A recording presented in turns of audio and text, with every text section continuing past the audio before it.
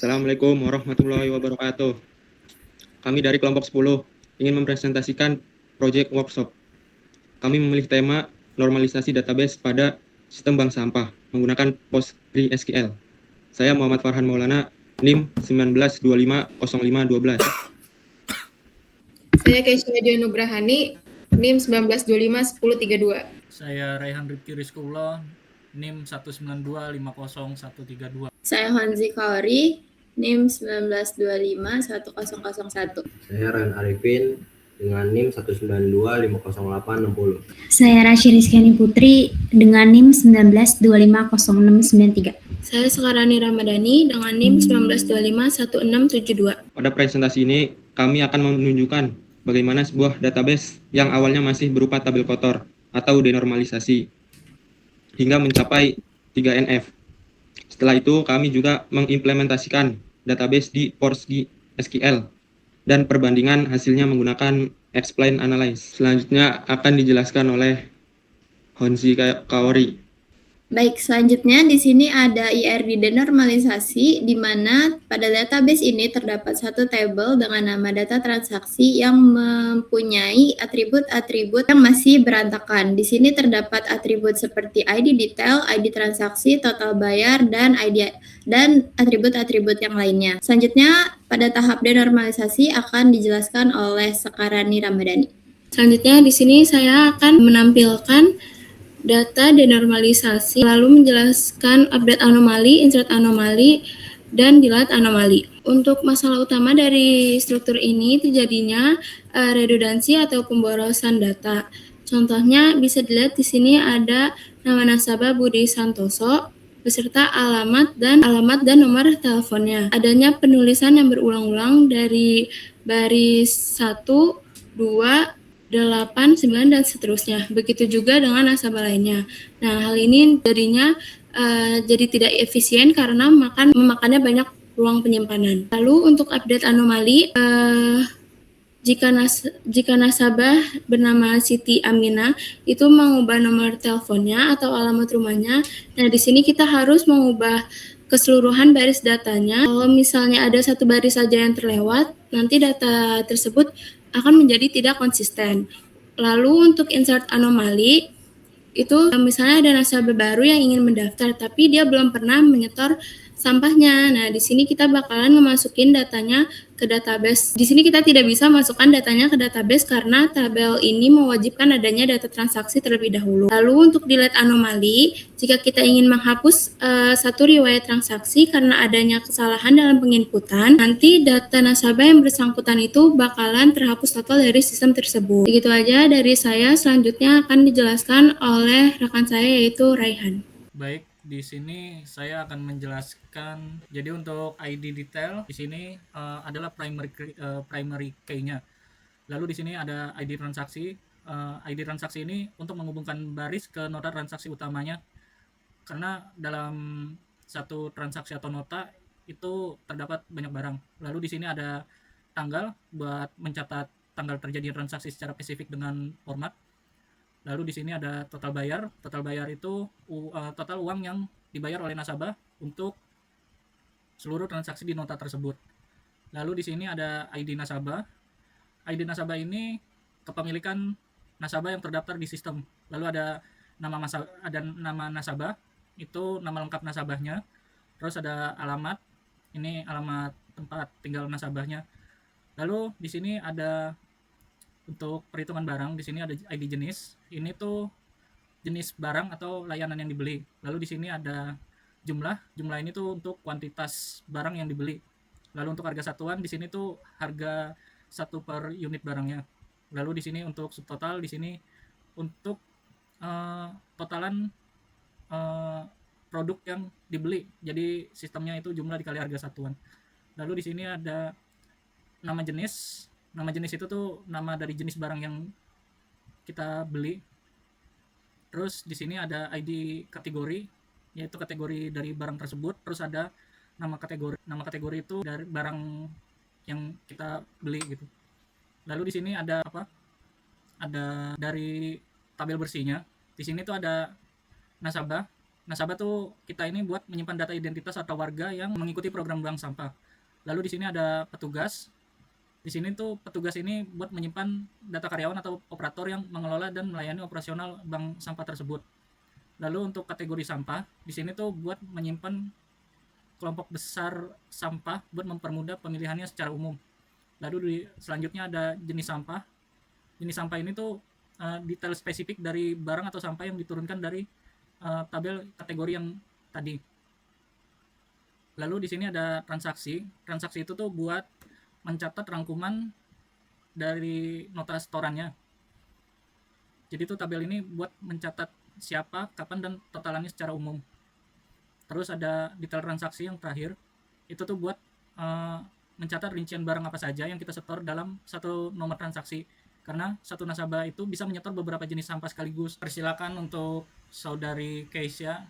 Baik, selanjutnya kami menggunakan Dbeaver sebagai database yang terhubung ke PostgreSQL. Untuk menghubungkannya itu di pojok kiri atas, kemudian cari Postgre, kemudian finish. Nanti jika sudah, ini Postgre akan muncul di bagian kiri yang ada database administer dan kemudian sistem info. Selanjutnya di PG admin atau yang biasa disebut PostgreSQL. Di sini untuk membuat database itu bisa menggunakan query yang mana kami menggunakan dua database kotor yang bernama bank sampah WS dan database bersihnya itu bank sampah. Bisa menggunakan query atau create database. Ini isi database, kemudian di save. Selanjutnya untuk table di database kotor ini bank sampah _WS dinamakan data transaksi. Kemudian di dalam data transaksi ini terdapat atribut atau kolom yang dimana tipenya itu integer menggunakan primary key agar memiliki data unik atau angka unik.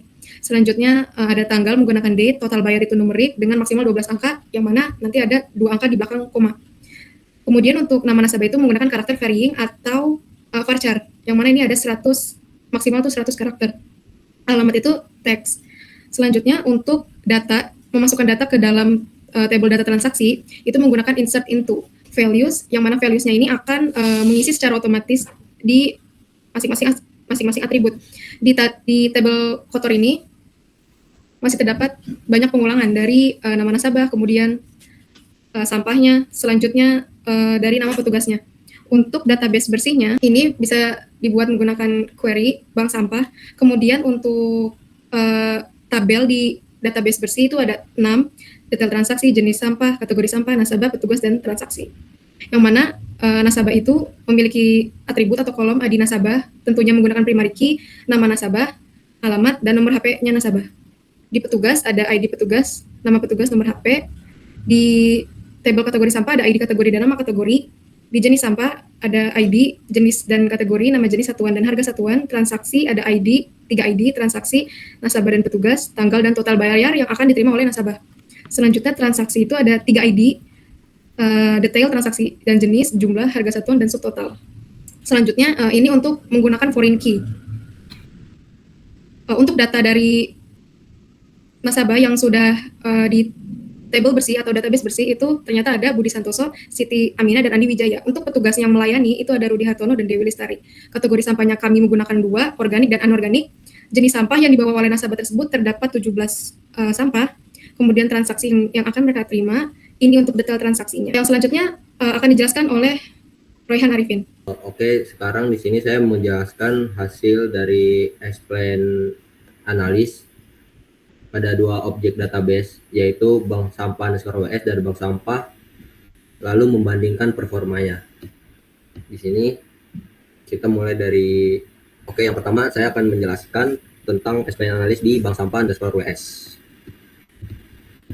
Di sini kita execute. Nah, hasilnya di sini hanya satu baris eksekusi, yaitu hanya ada SQL scan dari data transaksi.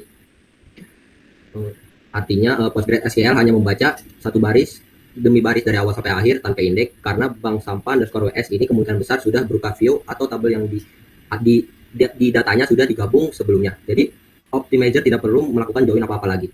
Waktunya sangat cepat, yaitu sekitar 3,19 milisecond itu planningnya. Lalu ada execution time-nya itu ada 0,47 milisecond. Lalu kita lanjut ke bank sampah. Kedua, saya menjalankan explain analis pada database bank sampah. Di sini query-nya jauh lebih kompleks. Di sini optimizer menggunakan hash join secara berlapis sampai 6 kali. Jadi di sini urutannya dari hash join-nya dari transaksi, lalu ke petugas, nasabah, lalu ke jenis, kategori ID underscore kategori, lalu terakhir ke jenis sampah. Ini karena bank sampah masih dalam bentuk normalisasi, jadi datanya tersebar di banyak tabel dan harus digabung dulu dalam for and case sebelum bisa ditampilkan.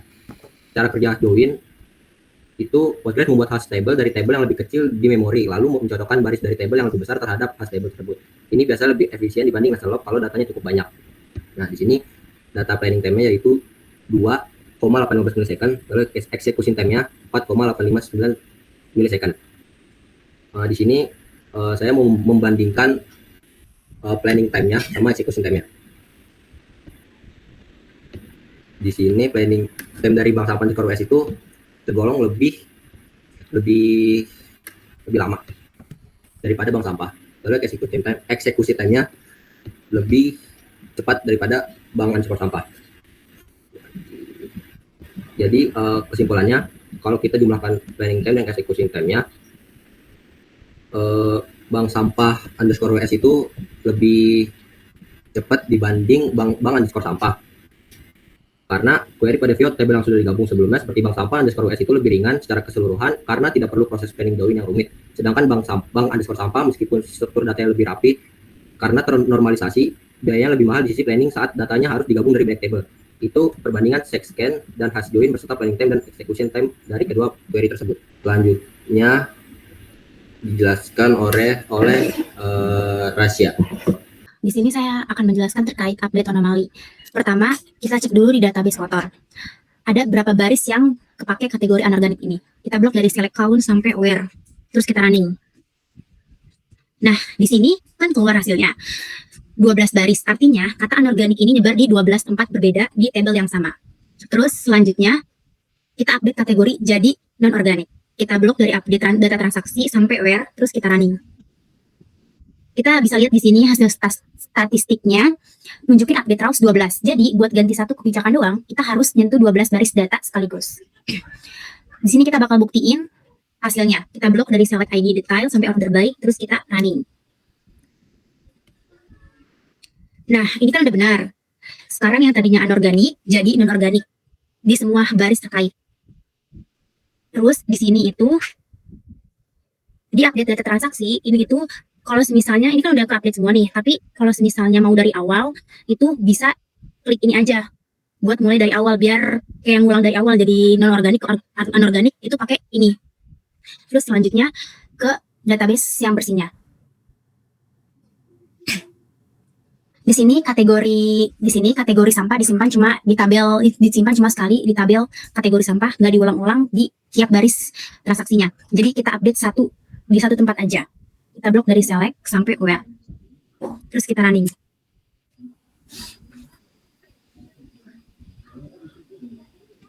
Kita blok dari sini terus kita running. Nah, di bagian sini kan kita bisa lihat update rows-nya ada satu kan. Jadi update itu cuma satu. Nah, terus di bagian pentingnya ini, meskipun kita cuma update satu baris, coba kita join ke table detail transaksinya. Kita blok dari select sampai order by. Terus di running.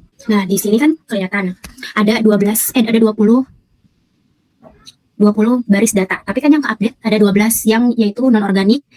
Yang non-organik aja kan yang tadi di-update. Ada di nomor 1, terus nomor 3, nomor 4, nomor 8, nomor 9, 10 sampai 14, terus nomor 19 sampai 20. Jadi, padahal kan tadi kan kita nggak nyentuh table transaksinya ya, sama sekali. Tapi ini bisa keubah otomatis. Ini tuh karena table ini cuma nyimpen referensi atau ID ke kategori, bukan nyimpen teksnya langsung. Terus buat IRD-nya kita akan dijelaskan oleh Honzi konkret. Baik, selanjutnya pada tahap PR dan normalisasi ini, setelah tahapan-tahapan yang sudah dijelaskan oleh teman-teman saya tadi, di sini pada tahap akhir PR dan normalisasi terdapat 6 tabel entitas utama yang berisikan nasabah, transaksi, petugas, detail transaksi, jenis sampah dan kategori sampah. Di sini sudah Di sini pada tahapan ini ARD tersebut sudah menyesuaikan dengan alur-alur dari 1NF, 2NF hingga 3NF sehingga menghasilkan ARD yang sudah bersih pada tahap normalisasi. Di sini terdapat atribut-atribut yang tadinya itu masih berantakan sehingga sudah bersih dan menyesuaikan pada tabel-tabel yang sudah semestinya.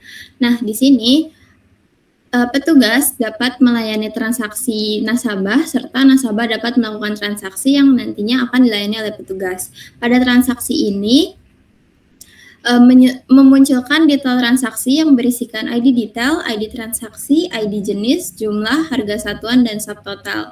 Di sini detail transaksi juga mencatat jenis sampah lalu memunculkan kategori sampah yang berisikan ID kategori dan nama kategori. Selanjutnya akan dijelaskan kembali oleh Rasya Putri. Untuk sistem bank sampah ini, normalisasi sampai 3NF sudah cukup karena data master seperti nasabah, petugas, dan kategori sampah sering berubah sehingga konsistensi data jadi prioritas. Denormalisasi baru relevan kalau sistem ini nantinya lebih fokus ke laporan atau analitik skala besar yang lebih banyak baca data ketimbang update.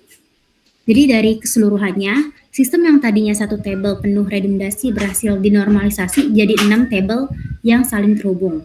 Terbukti bekerja baik dari sisi performa maupun konsistensi data lewat demo explain analyze dan update anomali. Ini membuktikan normalisasi bukan sekedar teori, tapi langkah penting menjaga integritas data pada sistem yang terus berkembang. Sekian dari kesimpulan saya. Baik, selanjutnya di sini ada beberapa pertanyaan-pertanyaan terkait mengenai database kami, yaitu bank sampah. Pada pertanyaan pertama ini terdapat alasan mengapa kami memilih sistem ini dan masalah apa pada skema awal.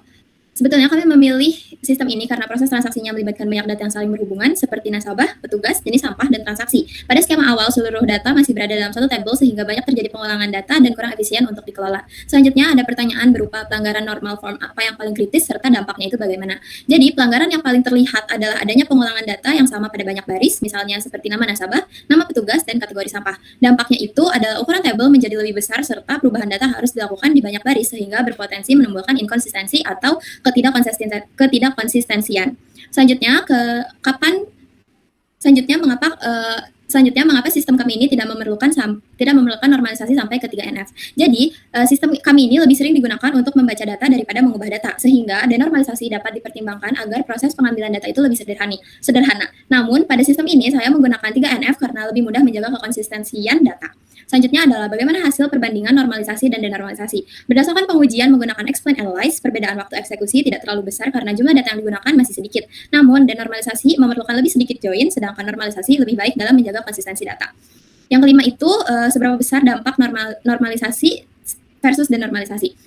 Pada data uji yang digunakan, perbedaan performa itu tidak terlalu besar, sehingga perbedaan itu lebih jelas terlihat pada struktur data, di mana normalisasi mengurangi duplikasi, sedangkan denormalisasi mempermudah proses pembacaan data.